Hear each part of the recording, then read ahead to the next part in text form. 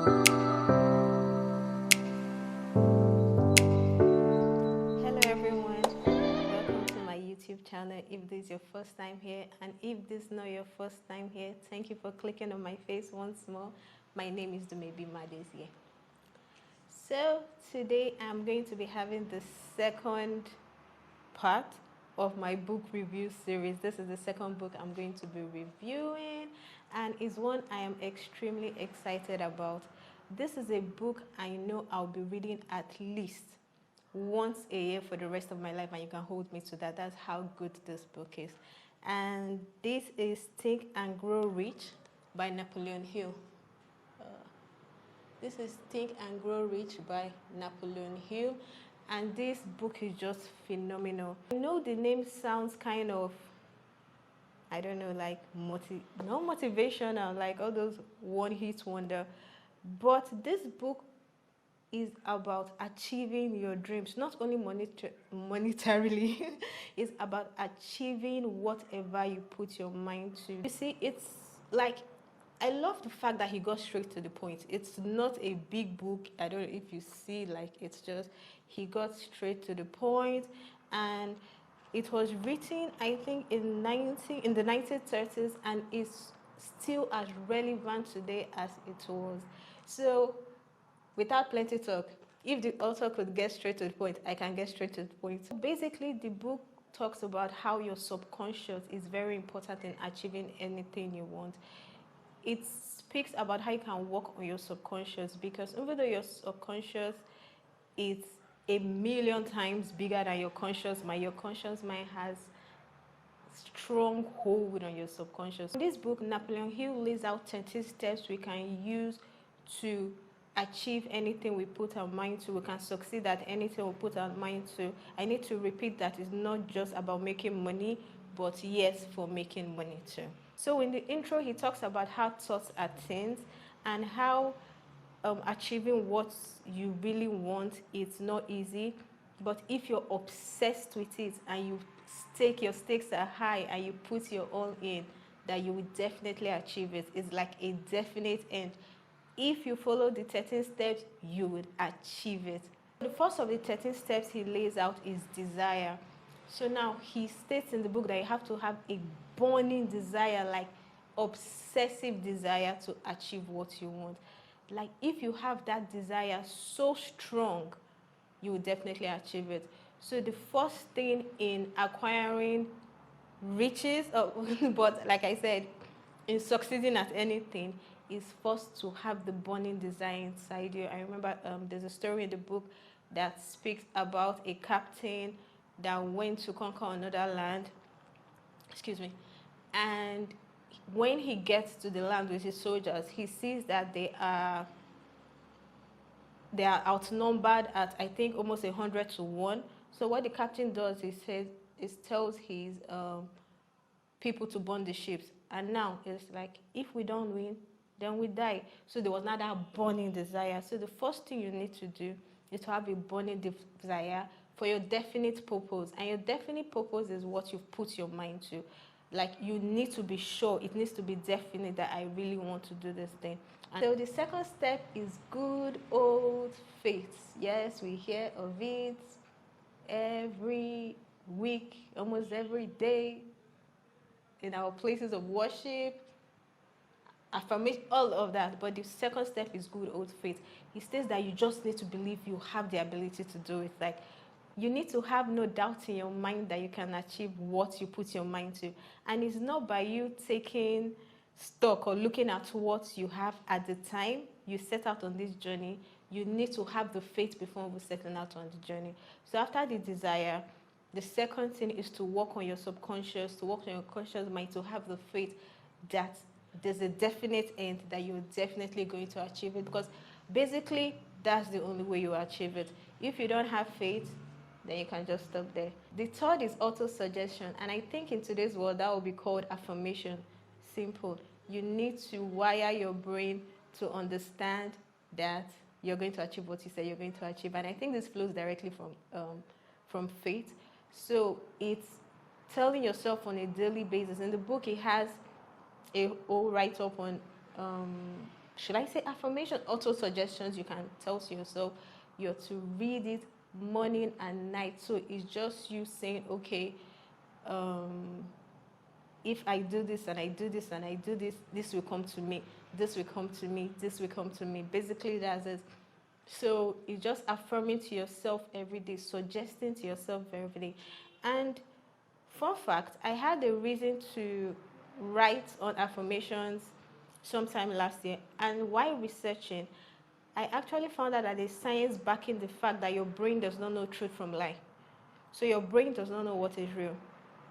What that means is if you speak to your brain long enough, it starts to believe what you tell it.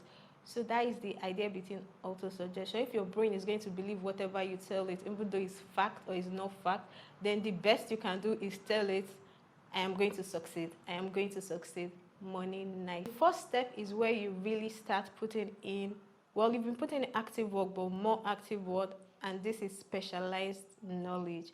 Like faith without work is dead. You have the desire, now you have the faith, now you're wiring your brain to feel you can succeed. The next thing you need to do is get specialized knowledge. Like we all know, I think we should all know now that knowledge is actually not power. Knowledge is nothing. Applied knowledge is power. Applied knowledge is what you need. Just having the knowledge is not enough. So here Napoleon Hill talks about identifying the specialized knowledge you need to achieve what you need to. It's not enough to just have faith and suggest. You need to be able to put in the work, and the first step is to have specialized knowledge.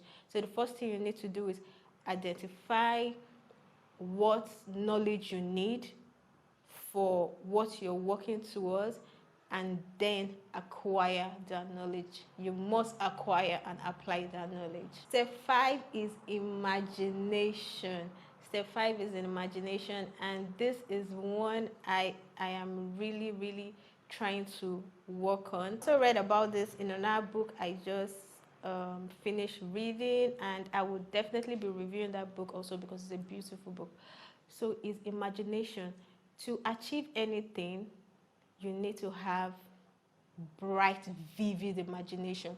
You need to be able to imagine you can conquer, like where you think you're aiming for, you need to be able to imagine bigger and higher than that. Napoleon Hill undertook the writing of this book on the suggestion of Andrew Carnegie. I hope I'm not murdering his name. And the richest people in the world for years and years and years before writing this book. So one thing he found was that the richest people and the people that succeeded the most had crazy, wild imagination. And I think a good reflection of that would be Elon Musk. He wants to take everybody to Mars. And every day or every week, you see him achieving feats leading to that. And that tells you what your imagination can do, right? Because some people will never think of that, but he imagines widely. Next step is organized planning. You must be able to plan. I know we've all heard the saying, a failure to plan is a plan to fail. So you should have the ability to be able to put your goal, your definite purpose into structured sequential plan. Step 7 is decision. So maybe step 7 is decision making. I need this. So in one word, the people that succeed the most make their decision very fast and change it very slowly. They don't think about it too much. So when they make a decision, they stand on it, and it takes time for them to change it. The thing that will definitely make you not achieve your set goal is indecisiveness. Number 8 is persistence. Persistence is the thing that keeps you going even when everything seems like it's not going well. So the author states that to overcome failure, you must be persistent.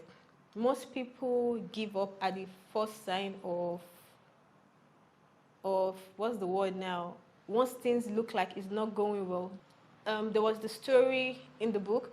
about a guy that went digging for gold. So he went digging for gold. He saw the gold, went home, told everybody he had found gold. So everybody contributed and all that. Then he went back, he bought the machineries and started digging. And he dug and dug and dug and dug. And then he didn't see any gold. So he was like, you know what? He sold everything, sold the land.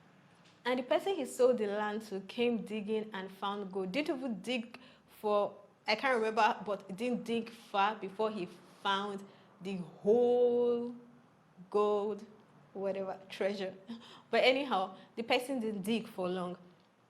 I know in the book, the guy that had sold the land later became very rich because he started another business, and because he had lost gold just because he wasn't persistent, he became very persistent in life.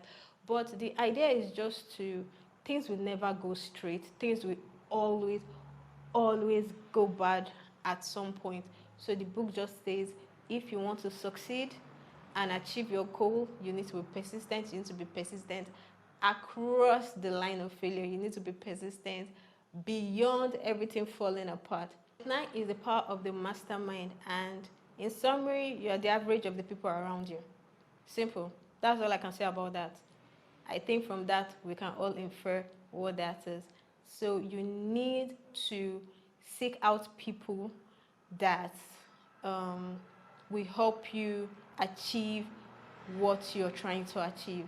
And I think sometimes, or maybe the way it's said, always like, oh, your friends, the 5 average.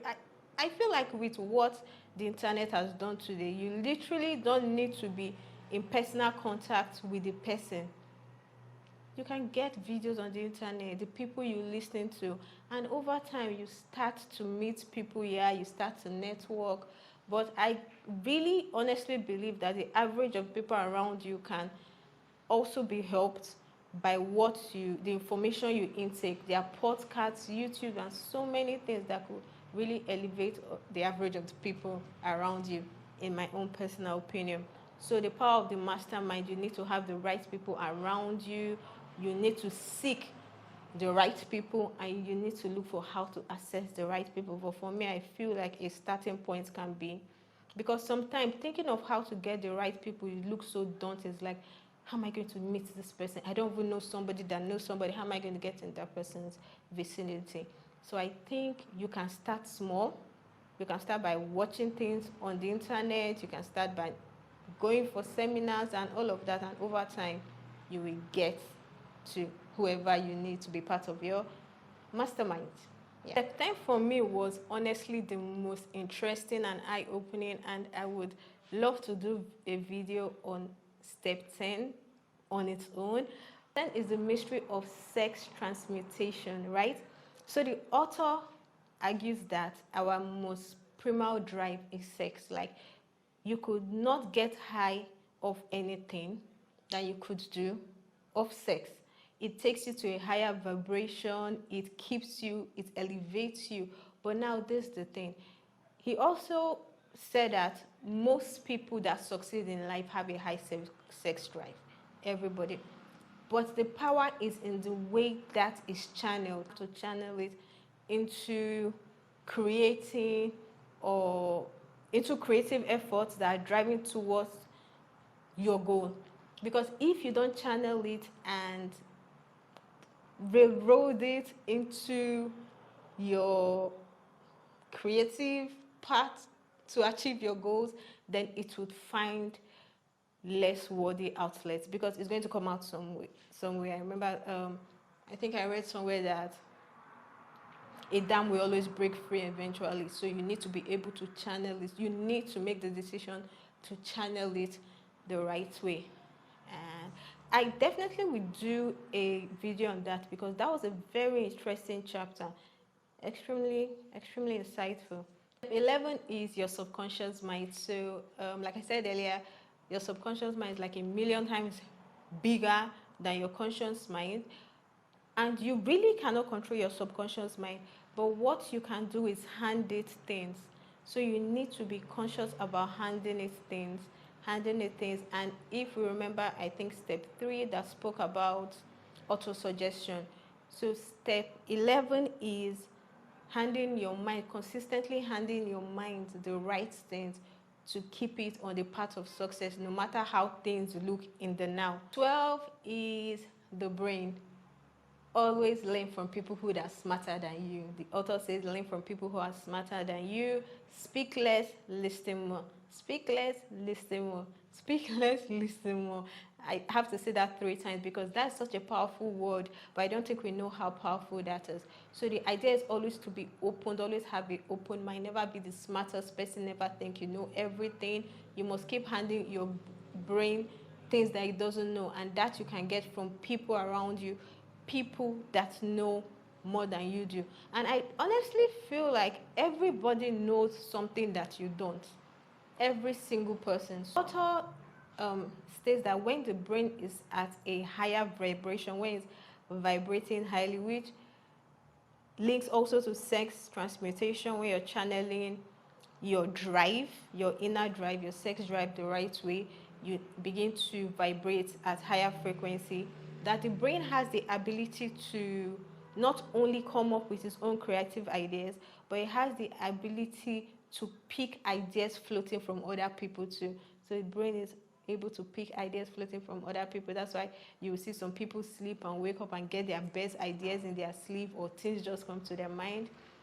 So having your brain functioning at a higher vibration level also helps get creative ideas just in the atmosphere.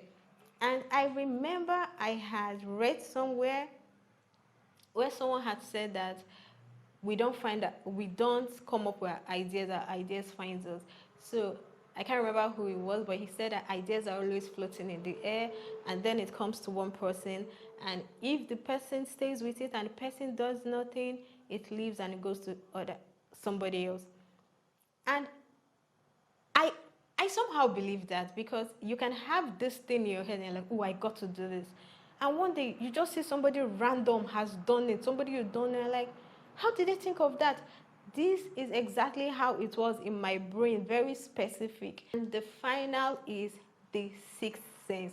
The sixth sense is something we are all born with, which we do not utilize. So the author says we must always listen to our sixth sense. It says the universe might have something greater for us, better for us. So even in everything we do, we must not be so stuck in our ways. Every leader that is worth their onion listens to their sixth sense. For this, he actually made a list of leaders that he believed listened to their sixth sense. I'll just read that out. Okay, so it said great leaders who follow this rule, such as Napoleon, Bismarck, Joan of Arc, Christ, Buddha, Confucius, and Mohammed, and all of those. So this is another step I really liked, because I don't even think we understand what the sixth sense is really. So getting yourself to a place where you listen to your sixth sense and just having that as a superpower is something I believe is very powerful. And that's the final step, principle of succeeding at anything you put your mind to. Like, end with my 3 main takeaways, just 3 sentences that I can say summarize what I took out of this book. But one is, if we are to achieve anything, then we must first believe. We must hold on to that belief no matter what. Now, this might seem like a very simple sentence, but we all know that's the hardest thing. There's nothing as hard as holding on to faith when you're not seeing the results. Number 2 is we need to gather the right skills. Knowledge is not power, applied knowledge is power. So we need to be able to seek out the right knowledge. We need to be able to plan and gather the right people around us. And the third but not the least is to use what we have naturally, use what we are built with, what we come into the world with, which is our brain vibrations, our sixth sense, and our sex drive. Learn to use all of that to channel, to sense, and achieve whatever we put our mind to. So that is my 3 takeaways. That is the end of my video. So this is the second book in my book series. I am looking forward to doing so much more of this because I have a whole shelf of books that I would love to talk about. And if you have not seen my first book review, which I don't know if I call it spoiler alert or caution, I think it's way longer than this video. It's I'll link it, whatever part. Thank you, and see you in my next video.